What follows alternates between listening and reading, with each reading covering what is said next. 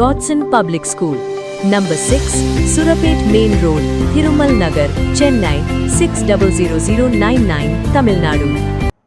சீர்காழி அருகே கூரை வீட்டில் வசித்து 5 கிலோமீட்டர் நடந்து சென்று படித்த பள்ளியில் முதல் மதிப்பெண் பெற்ற அரசு பள்ளி மாணவிக்கு தமிழக வெற்றிக் கழகம் சார்பில் நிதியுதவி வழங்கப்பட்டது.